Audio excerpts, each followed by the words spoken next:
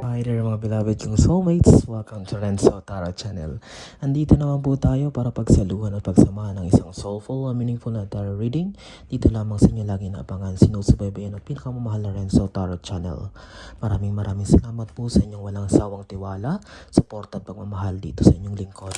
Okay, natin pong reading ngayon ay para sa Lunar New Year 2024. Okay, ibig sabihin po Chinese New Year reading para sa ating mga pinakamamahalan nasa sign ng Libra. Okay, Libra, anong yung magiging kapalaran? Anong bibigay na guidance ng universe para sa inyo simula bukas, February 10, pagpasok ng Chinese New Year o Lunar New Year 2024. Okay? If this is your first time po sa ating channel, please don't forget to like, mag-comment po kayo kapag nakaresonate po kayo, and please subscribe, i-share nyo po sa inyong mga kakilala, kaibigan at mga kapisina na mahilig rin sa tarot reading para mabigyan natin sila ng meaningful and soulful na tarot reading dito sa inyong pinakamahal na Renzo Tarot Channel. Okay? Sige. Huwag na natin pang patagalin ito, Libra. Okay, Libra, Lunar New Year 2024 reading. Spirit Universe, Spirit guys. Lunar New Year 2024 messages para sa ating pinakamamahal na sa sign ng Libra. Again, maraming salamat po, lalong-lalo na sa mga OFWs na laging nakaka-overwhelm po, nakakataba po ng puso ang inyong mga komento, mensahe, lalong-lalo na natutuwa po kayo na tayo po, ang inyong lingkod po ay nagbalik mula sa 6 months na pagkawala sa YouTube channel na ito. Okay? Sisimulan natin, Libra, ang yung Lunar New Year 2024 reading. Wow! The Hermit card. Okay. The Hermit card, Libra. Design kayo ng reading ni Scorpio. Okay. Nung nag-reading ako Scorpio, yung unang baraha din na lumabas is the Hermit card. Okay. Sige, tingnan natin. Buksan natin yung pangalawang card kasi titingnan natin kung magkaiba o magkapareho ba kayo ng energy. Okay. Sa Lunar New Year. Okay. The Hermit card and the Two of Pentacles in reverse, pareho po sila nakabaliktad.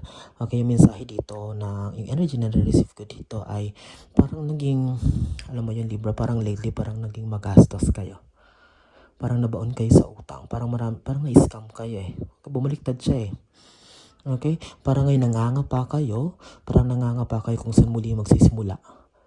Parang meron dito sa inyo Libra na parang naging mayaman lately, naging masagana ang buhay pa at parang bumagsak ulit. Comment niya kay Libra kung kayo to. Naging masagana, magandang trabaho, na promote, manager, na lahat. Pero bakit parang sa isang iglap ay parang nawala ang lahat? Okay, kasi parang nakita ko dito parang may isang bagay kayong pinasok na hindi maganda. Parang alam mo yan, maaaring may iba sa inyo na parang na-scam or nag-invest ng malaking amount o malaking pera sa isang bagay na hindi naman talaga parang sigurado yung result. And eto, naapektuhan kayo, biglang naglaho ang lahat at parang back to scratch kayo, Libra. Okay, mag-comment niya kayo kung resonate kayo dito. Parang there's something na parang niloko o nawala. It's all about finances. Parang merong may nag-utang na hindi ka nabayaran. Tinakbuhan ka, Libra. Merong ninakawan ka. Maaaring, alam mo yon, basta it's all about parang sinulot yung position mo, siniraan ka, na imbis na para sa'yo yung bagay na yun ay parang biglang last hour ay pa hindi binigay sa'yo. Sige, tingnan natin. Okay, yun na nga. O, tingnan mo, Devil card. Wow, kinikilabutan ako, Libra. Kasi di ba kinonfirm ng universe itong baraha nga, ito pangatlong baraha na to. Parang may tao nga. Pero Libra, sino to na parang nanloko sa'yo ng big time? Hindi lang siya basta niloko, talagang pinano niya ito sa buhay mo, Libra. Talagang matagal na pinagplanuhan ka. Binasang yung mga galaw, tiningnan yung mga, alam mo yun, binasa yung mga move mo, body language, talagang kinilala ka for the longest time pero ginamit ka at alam mo yun, ginamit ka and niloko ka. This is a big amount of money. Napakalaking perang nawala sa Libra. Okay? And Libra, parang meron pa, yun, naiinggit. Taong grabe yung inggit sa'yo. To the point na dumating to sa buhay mo na talagang hindi siya pumayag.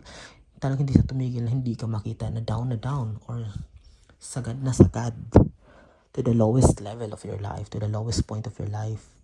Wow, Libra. Okay? Okay. Mag-comment nga kayo kung naka-resonate kayo dito. Ito talaga yung malinaw na mensahe ng universe. Meron isa sa inyo, Libra. Okay? Kung hindi man kung hindi man naka-resonate ang lahat, please kunin niyo po sa ibang reading, pero ito yung mensahe, malinaw na mensahe. Kinalaman sa pera.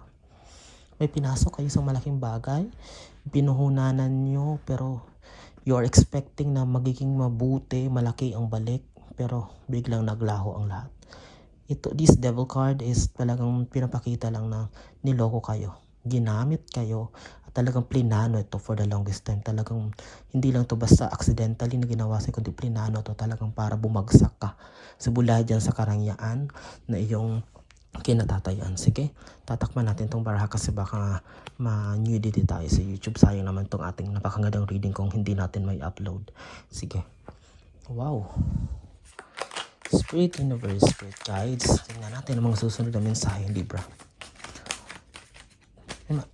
Spirit Universe, mensahe po. Lunar New Year 2024 reading. Sige. Okay, Ace of Swords. Wow. Okay. This is a good card, Libra, sapagkat hindi magtatagal itong desperation mo. Hindi magtatagal itong buhay mo na lugmo ka. Kasi this Ace of Swords is a card of positivity, new beginning, new opportunities na biglang mag-arise unexpectedly sa buhay mo na akala mo wala ng pag-asa. Pero this Ace of Swords, may crown sa dulo. Ibig sabihin, akala nila, ito yung kagandahan sa Libra. Okay? You should manahimik ka lang kasi akala nila tapos ng lahat sa iyo. Wala ka, hindi ka makakabangon, but mali sila. Okay? Mali sila kasi siguro naging paraan lang yon ng universe. Although medyo costly, medyo malaki, medyo maging masakit yung naging paraan, pero blessing in disguise pala ito. With this Ace of Swords, blessing in disguise ito, Libra, sapagkat may mas malaki ka pang bagay na makakamit. Okay, kung akala mo you have everything, akala mo nasa tuktok ka ng tagumpay, no, hindi pa dyan natatapos, Libra. Naging masakit lang yung naging paraan ng pagkakataon na naranasan mo. Pero with this Ace of Swords card, Libra, you will be assured of, recovery. Hindi lang basta recovery, talagang napakabilis lang yung pagbangon. Wow, Spirit Universe, Spirit Guides, yun. Tingnan mo, ito, bumove ko po, ha. Para sa iyong panlimang baraha, Libra, Three of Swords. Wow, pinakita lang talaga ito magkasunod na sword, oh. Okay, pinakita lang talaga nito na grabe yung heartache na dinulot nito sa iyo. Nasaktan ka, hindi lang ba sa isa, talagang kaliwat kanan gitna yung sakit na naidulot nito sa buhay mo. Okay, Libra, talagang feel ko, nararamdaman ko na grabe yung kalungkutan mo.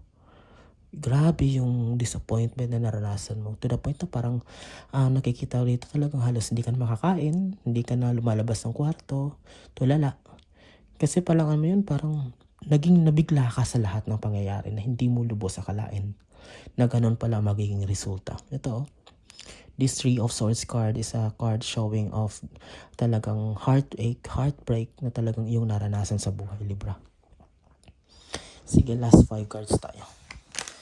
Spirit Universe, Spirit Guides, next cards, please message Lunar New Year message para sa ating Libra. Okay, eto na. Unti-unti nang lumalabas yung pera. Although nakabaliktad siya in reverse, this Ace of Pentacles card ay nagbibigay ng hint. Sabi ko nga sa'yo, di ba? Dahil lumabas yung Ace of Swords, magiging mabilis ang yung recovery, ang pagbangon mo. At itong Ace of Pentacles, although dapat ganito siya, pero dahil bumaliktad siya, hindi ibig sabihin na hindi ka makakabangon. Di ba sinabi kasi magiging mabilis ang pagbangon mo? At ayan, unti-unti na nagbibigay ng clue si universe, malaking pentacle, may parating na pera. Not now, not on the day na sa panahon na ini-expect mo, pero magugulat ka na lang. Merong palaking parating, Libra. Huwag ka mawala ng pag-asa. Ito, nagbibigay na ng clue si universe. Okay? Hindi pa tapos ang lahat. Okay? At hindi naman papayag ang universe na hanggang dyan na lang, forever ka na lang may stuck sa sitwasyon na yan. Okay?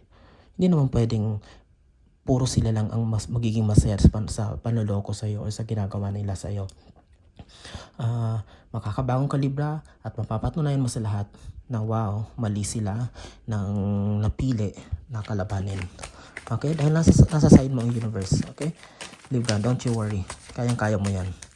Spirit Universe, Spirit Cards. Last 4 cards please for the Lunar New Year 2024 reading for Libra. Spirit Universe, Spirit Guides. Yun, may dalawang na hulog. Sige. Libra. Wow. 9 of Swords. Libra, hindi ka daw nakatulog ng mga nakaraang buwan. Mga nakaraang araw. Grabe nga, sabi ko. Ito, Sword, 9 of Sword, Hermit, yung Devil. Talagang, alam mo, pinagkaisan ka talaga. Super happy sila na nakita kang lugmok. Grabe yung ginawa sa'yo, Libra. Talagang kinawawa ka. Hindi lang pinansyal yung sinaid sa'yo. Hindi sila pumayag na hindi ka makita na, alam mo, nasa desperate state. There are nights na talagang litong-lito ka, balisang-balisa ka. Parang naglalakad ka na ng going to nowhere na parang di mo alam kung saan ka pupunta. Parang ayaw mong kumausap ng tao, ayaw mong bumangon ng higaan, ayaw mong kumain. Useless na feeling mo, useless ang buhay mo. Kasi pinaghirapan mo lahat yan, tapos biglang isang iglap, nawala ang lahat. Dahil lang sa mga tao na to, na siniraan ka, dahil naiinggit sa'yo, ginawang ka ng mga sasamang bagay. Wow, talagang, I feel you, Libra. Talagang hindi madali ang lahat. Siyempre, lalong-lalo na kung feeling natin ay yun na, forever na yun yung mga blessings na yun, pero nawala pala. But sabi ko nga, lumabas yung Pentacles card, hindi papayag sa universe, lalo na lumabas yung Ace of Swords, hindi papayag sa universe na hanggang dyan, okay, forever yung nararanasan mo, Libra. Panghawakan mo yan, magugulat ka na lang bukas, makalawa, bigla itong unexpected, itong Ace Pentacles na bigla palang bumuhos na sa'yo. Tingnan mo, the Sun. Pagkatapos ng mga sleepless nights, pagkatapos ng mga gabi na hindi ka makatulog, lumabas na ang Sun card. Maliwanag na bukas ang parating. Sabi ko na napakabilis ng magiging recovery mo. No? Makakabango ka agad. With this Sun card, you are assured. Okay? Diba puro negatibo yung baraha? Pero bakit may lumabas na positive? Sabihin niya, sabi ko sa'yo Libra, hindi pa tapos ang lahat. Hindi pa ito tapos ang laban. Kala nila tambak na yung lamang nila sa'yo. Pero kala nila tapos ang laban. No, makakabawi ka. Makakabangon ka. This Sun card, magiging bibigyan ka ng, alam mo di ba, pag yung sun nagbibigay buhay yan sa mga halaman, lalo na sa atin, lalo na pag nisikatan tayo ng araw. Napakahalaga ng sun sapagkat sa pagpo-produce ng mga bunga ng halaman para tayo mabuhay. Kailangan mo ng something na mulog at sunflowers, may yung bata nakasakay sa white horse celebrating happy. And the Sun card will be shining brightly on your life na makakabangon ka agad. Matutulungan ka nitong Sun card para maging malinaw ang lahat at kung ano mga susunod mong step, carefully but sure, at you will assured, talagang sure na sure ang iyong prosperity at mabilis na pagbangon. Wow! Ang ganda. Kung tutusin, nasa pangwalo na tayong baraha, Libra, pero tingnan mo. Kala natin matatapos ang 10 baraha na puro negatibo, pero ayan. Wow, Libra, hindi pa tapos ang lahat. Hindi pa tapos ang laban. May 4th quarter pa. Kahit tambak sila sa'yo sa 1st, 2nd, at 3rd quarter. Nahulog po. Ayun, sige, hindi nahagip ng kabaraha. Pero alam mo ba, Libra, hindi man to nakita ng camera. Honest po ako sa aking reading. Baka iniisip nyo po, naka-ready na yung mga cards ha. Never ko po yung ginawa. Okay? At alam ko, pinagtitiwalaan nyo naman ako. Tingnan mo, magkasunod. Wow, Libra. Hindi lang mabilis na recovery, but recovery na puno ng biyaya. Wheel of Fortune. Iikot sa'yo ang wheel ng kasaganahan. After all, wow, sabi ko nga sa'yo, di ba? Blessing in disguise lang pala ang lahat. Kahit naging masakit ang nangyari sa'yo, pero tingnan mo, yung biyaya na ibubuhos sa'yo, na ibibigay sa'yo ng universe. Wow, grabe, Libra. Kinikilabutan ako sa card mo. Deserve mo ito. Sapagkat grabing iniyak mo. Pumayat ka, naapektuhan ka, na-stress ka, na-depress ka. Sa bagay na to ginawa sa itong mga inggitera na to, paninira, bumagsak ang finances mo, tinanggalan ka ng posisyon dahil nawala ang tiwala nila sa'yo. Pero tingnan mo, the Sun and the Wheel of Fortune, All of these cards are assuring you na grabe. Congratulations Libra. Bilis ng yung pagbangon. Wow. Para sa yung panghuling baraha in reverse. Okay, tingnan mo bakit nagre-reverse siya. Talagang pinapakita. 5 of Swords. Ayan o. Pero dahil bumili siya in reverse. Okay, ang ibig sabihin nito ay you need to remove people. Unti-unti nga lalay sa buhat sa mga taong hindi naman nakakatulong sa iyo, but because this is in reverse, ang reminder ni universe ay wag muna.